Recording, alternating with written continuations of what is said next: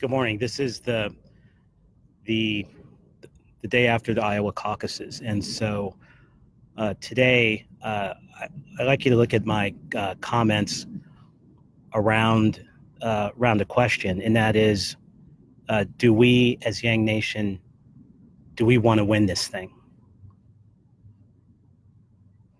Well, I know the answer is yes, because I'm Yang Gang as well, and so I know how much that we do want to succeed. We do want Yang's candidacy and everything that he talks about in terms from the freedom dividend to other things in his platform, the democracy dollars, to even just respecting him and his humor and his humanity and how he and this movement can be a source of healing for the country.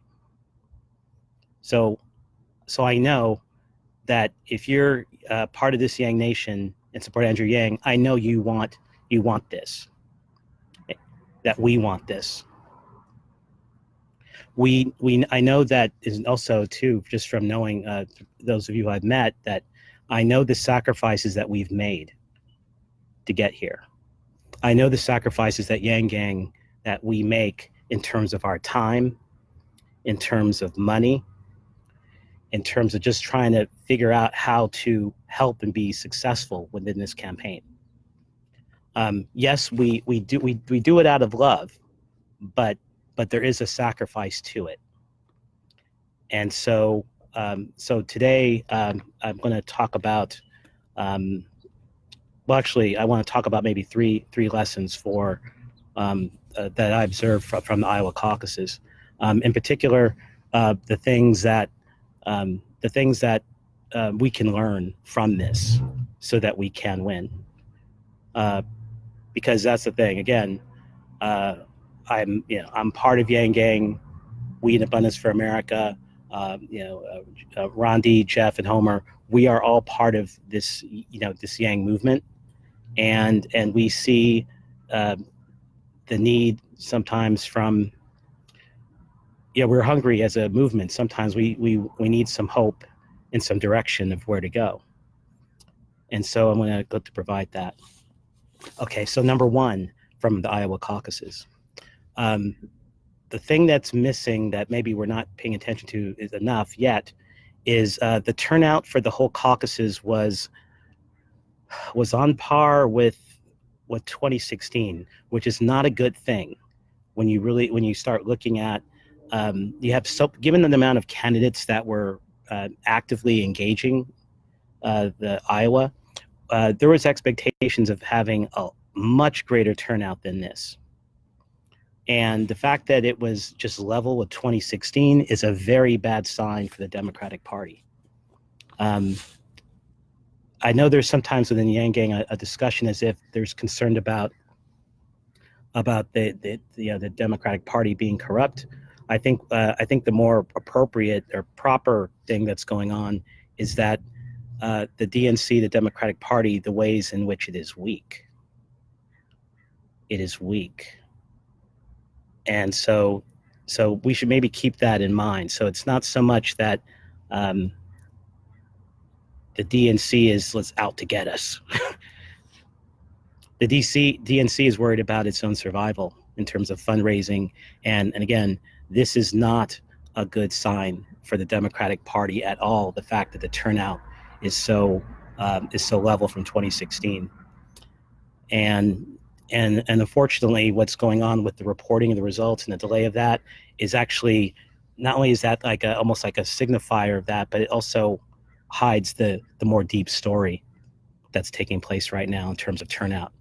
So what this means for Yang Gang is that we need to spend time not just activating ourselves, but we really need to do better or find ways to do better of activating others who are not already part of the Yang supporters and being able to work with them.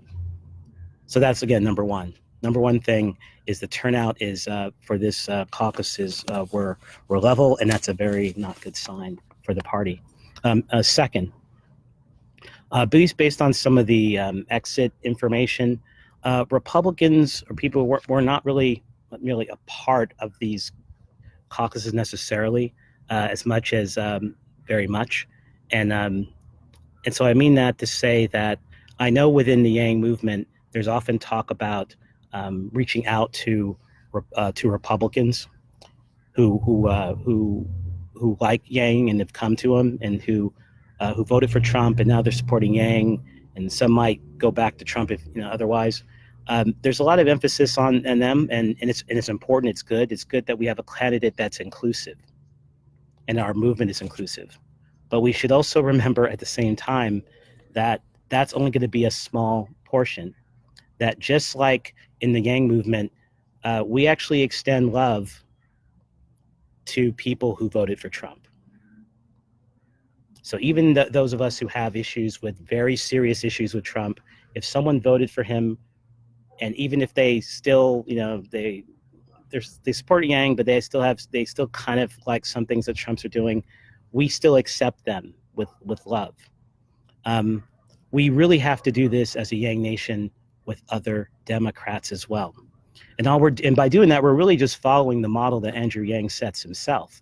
So as we're extending welcoming to an acceptance to Trump people, Trump voters, people who were Trump voters, we should be extending that same kind of love to Bernie supporters, Pete supporters, Warren supporters, supporters of other candidates.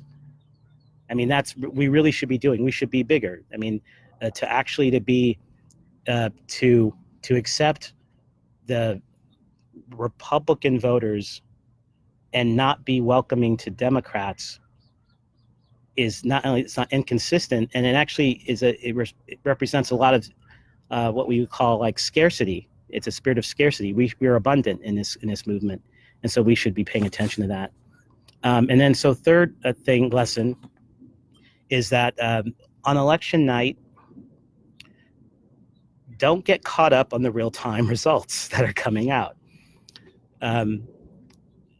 And that was very difficult for me to watch. I mean, last night, like the ways in which there's a lot of emotion and upset within a lot of Yang supporters watching real time what was being said on Twitter, like about results, getting all excited or disappointed about what was being said on cable news. And I mean, that's not really the real time results on election night, really aren't necessarily much of reality.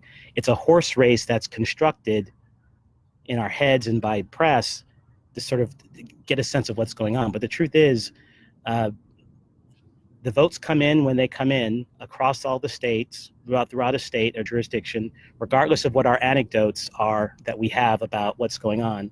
And so we should really be prepared for that. That we should really be looking at media like, let's put it this way. The media is not trying to, the media's purpose, at least to itself, is not to make you happy. And the media's purpose is not out, mainstream media is not out to get you. Their purpose is to make money. Just think of all the ways that the media, when mainstream media, when Trump was running, even though I'm sure a lot of the people covering the networks or let's say MSNBC did not like Trump at all, they're still covering him, aren't they? They were, because it was ratings for them. So it's going to be very important to be conscious of the different narratives that the media will have and to step away from them. So example, we know based on the way that these primaries are worked out, that most of these primaries will be determined pretty much by March 15th. By March 15th, essentially, the trajectory of this primary will be done. But if you watch most of the press is not going to cover it that way. They're going to cover it in a way to show as if there's still competition going on, in a way to keep our attention. So in 2016, it was pretty much over by mid-March. Hillary Clinton was on her way to winning, and there really wasn't much chance of Bernie catching up. But you wouldn't know that by watching the coverage of it. It's just like it's very close. No, it wasn't. In 2008, the same thing, when Obama was going against Hillary Clinton. By mid-March, it was pretty much over, and Obama was marching on his way to victory, but that's not how it's covered. So we have to be very careful of that. So overall, what I think what I hope you all saw last night, those of you who did try to follow things in real time, is you win some and you lose some. That's what's happening in this race. We win some and we lose some. In Iowa, there were some precincts we did very well, better than expected, as we expected, and there were those that we didn't. So what does that mean going forward from here? So in certain ways, we have no choice about the way forward from here. And that's because of the nature of the calendar that's in front of us. The way that the primary works out is pretty much within the next, from here until maybe the next 40 days. Or let's say, I'll just put it this way.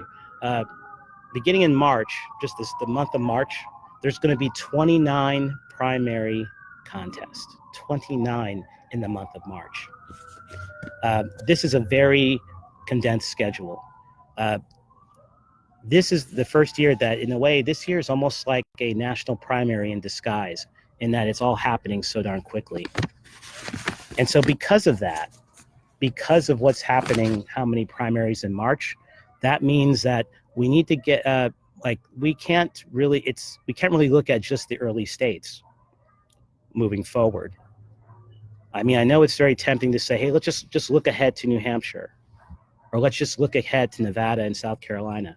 But given how time compressed this is, that's not really a good idea if you want to win, because Super Tuesday is only 2 or 3 days after South Carolina. So I'm going to be specific in going out. See, if you live in the South, whether if you're from Alabama, Arkansas, North Carolina, Tennessee, Mississippi, Virginia, Florida, Georgia, you're on deck. You're on deck right now. In terms of getting ready, getting out the vote, early voting, you're on the deck right now. And so if you're a Yang Gang there, it's all about you and being activated. If you're from one of the U.S. territories, if you're from American Samoa, the Northern Mariana Islands, or Puerto Rico, your primaries are in March, so you're on deck. So if you're Yang Gang in the West, if you're a Yang Gang from Colorado, Nevada, Utah, Idaho, Washington State, Arizona, you're on deck right now.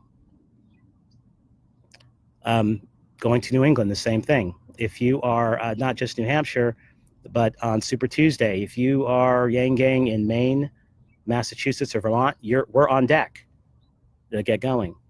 If you're in the Midwest, if you're from Minnesota, Michigan, Missouri, North Dakota, Illinois, Ohio, you're on deck. If you're from Oklahoma, or if you're from Texas, you're Yang Gang there, you're on deck. If you're from the Democrats abroad, that's on the Super Tuesday. I mean, you're on deck.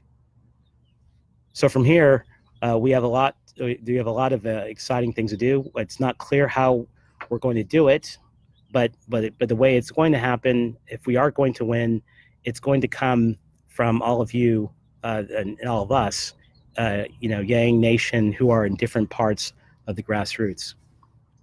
Because if you're watching the campaign itself, the headquarters of Yang, if you notice, yes, we're raising money, but all we're really able to do ultimately as a official campaign is try to catch up with where other campaigns are. We're always going to be lagging behind.